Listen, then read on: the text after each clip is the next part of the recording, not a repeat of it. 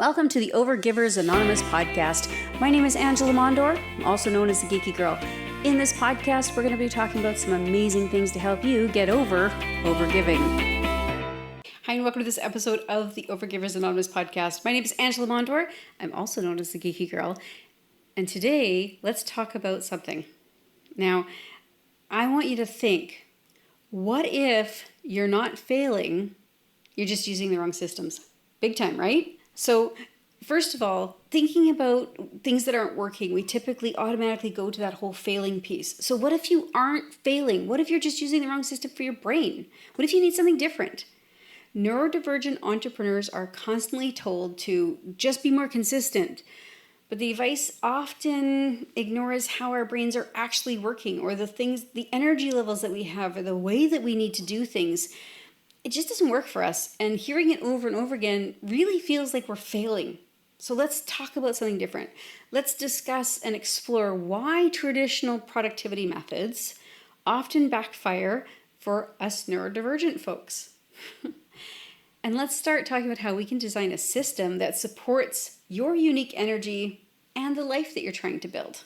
So, I have had lots of times in my career. I've owned this particular business since 2009. We've had some iterations over the years, different changes that we have made, but I have run businesses since I was about 18. Probably as soon as I could start, I was running businesses. In fact, even in high school, I babysat instead of having a job, and so I was running my own business and scheduling. You didn't think about it that way, but I was doing for babysitting, you have to make sure your schedule's in place, and you've got to be in places and negotiating prices and all those kinds of things. So I've always been a bit of an entrepreneur, even though I did do a stint in corporate, which totally burnt me out and destroyed me. But in the entrepreneurial journey, there has been some really interesting things that developed over time.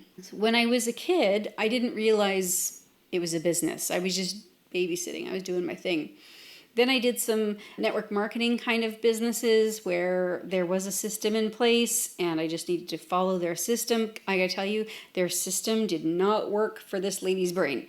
It was not okay and didn't work for me. So that wasn't awesome. Then I went to corporate, and I could fit inside there, but it didn't really kind of mush properly. I learned some really cool lessons over there though. And then of course, starting this business in 2009, which was completely different, I did try to follow rigid systems that I was told I should do, running my business the way everybody else did, all those kinds of things.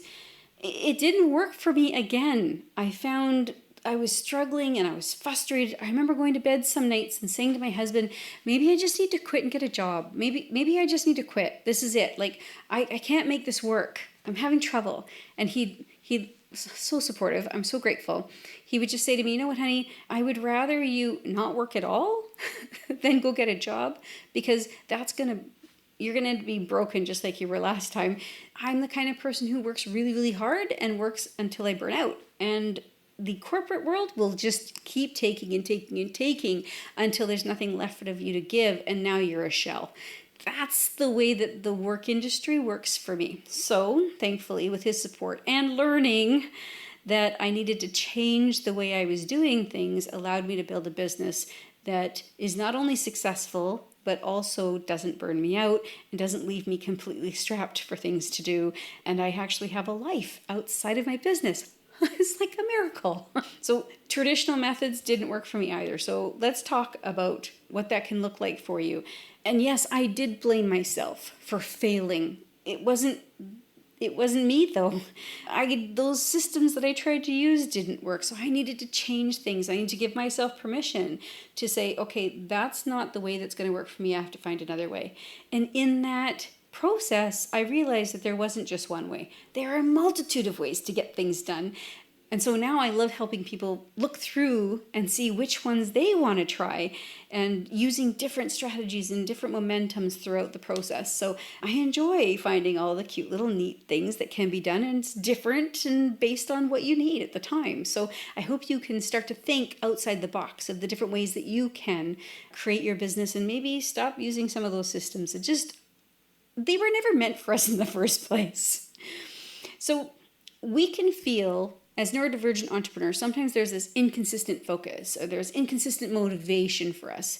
And partially because rigid schedules can feel suffocating, and it can really make it so that your energy natural ebbs and flows don't work well in that structured, unforgiving environment. And so that can cause some inconsistency in your focus and motivation throughout the entire process.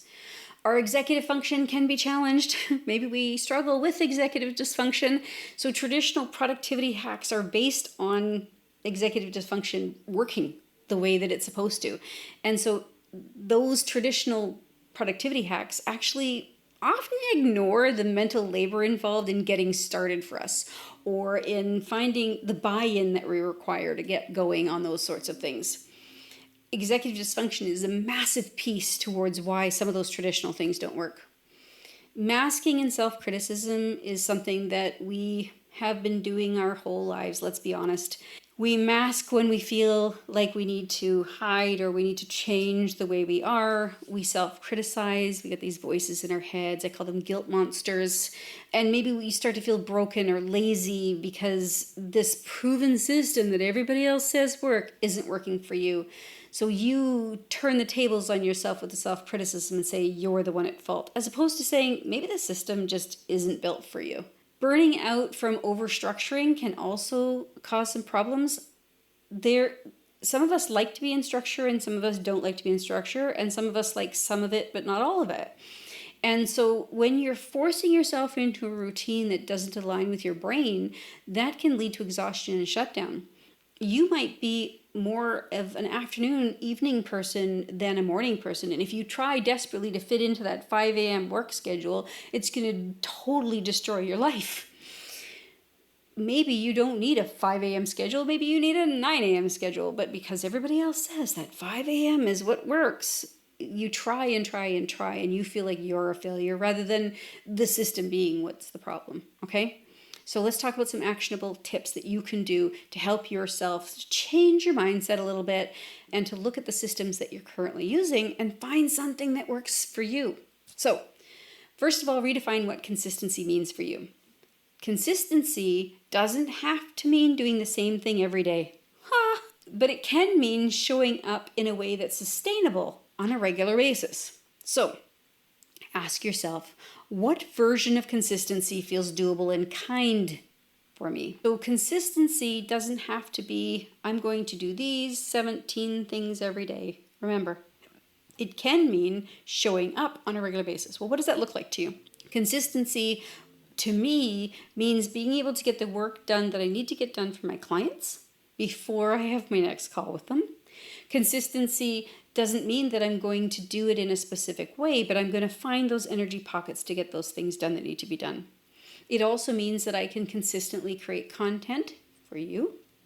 How can I make that happen? What are the parameters around that? How can I make sure that I'm doing the things I need to do for those things? It doesn't have to be creating a piece every single day. Okay?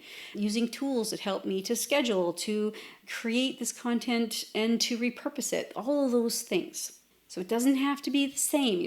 It's not cookie cutter, but consistency can mean creating something that works for you that's going to give you the outcomes that you're looking for.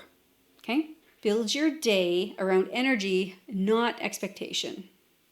Instead of thinking, I have to do this even though I don't feel like doing it, instead, I encourage you to think about let's try to identify what are your high energy and low energy hours / days and help you plan accordingly. This energy flow isn't going to be the same every day. You're going to have some days when you have more and some days that you have less. And even during those energy cycles, there might be days that are better energy days than others depending on what's happening in your life. Okay? So being able to build something on structure is the wrong word, but to build a concept around how this is going to look. I can look at my weekly calendar and see where I have client calls, and I'll know based on how many client calls I have what that energy is going to look like for the rest of the day. What can I actually put into there? Is it going to be more higher or lower energy depending on what I'm doing on those calls? So allow your routine to bend and flex with your real life. So you may have things that are going on in your personal life versus things that are happening in your business versus things that randomly occur that you have no control over. Allow yourself to be flexible within this time organization that you create. Remember, that system that you're creating is supposed to be built for you, working with your energy, not against it. Okay. Another thing to do is to make one shift at a time.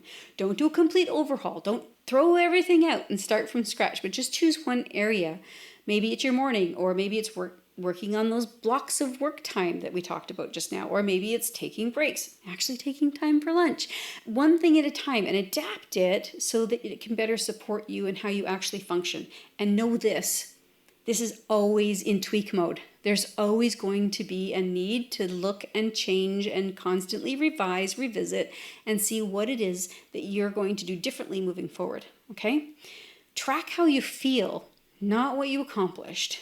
Track whether or not these things are actually helping you feel better or making you feel worse. And if you have things that are overwhelming that need to get done, maybe they're things that just aren't part of your circle of brilliance. Maybe those are the things that you need to outsource, okay? All of these things are going to help you build a rhythm that's going to support your brain and your goals as well. Because we want to be able to make sure we're completing our goals. We can't run a business without money. We can't have a business without goals. You don't want to have somebody else leading you in a direction you don't want to go. Let's create a business that you love. Something that you want to do. Something that drives you forward and gives you that energy that you're looking for when you're trying to be inspired. Okay? So just remember, you are not broken. The system is. So let's fix the system. When you stop forcing yourself into someone else's structure, then you get to start designing one that fits you. And then everything starts to change. So that is my key takeaway for you today, is that designing your own structure, designing your own system, designing a business that fits you is going to be brilliant when it comes to your energy levels, your excitement, your ability to get more done, really. You will get more done, it's true. Now, if this is something you're struggling with and you want to learn how, you want maybe some more help to get this done, I'll be teaching a full process on designing your day the way that you want it to be in an upcoming masterclass. So we're going to go from overwhelm to aligned action. And you can get the information about how you can be part of this masterclass here in the show notes, in the description of the YouTube. You will get it all here, okay? This is going to give you the ability to change your business for the better, to make it so that you are energized rather than overwhelmed, and you're going to love your business more day after day after day. I hope you have a fantastic week, and I look forward to talking to you next week. Have a good one. Bye for now. Thank you so much for listening to the Overgivers Anonymous podcast. Your support means the world to me. You can find show notes for this episode and other goodies at overgiversanonymous.ca. And if you enjoyed this episode or you enjoyed the podcast in general, why not join us in the Overgivers Anonymous Facebook group, where you can connect with overgivers from all over the world. Head on over to geekygirl.ca/group.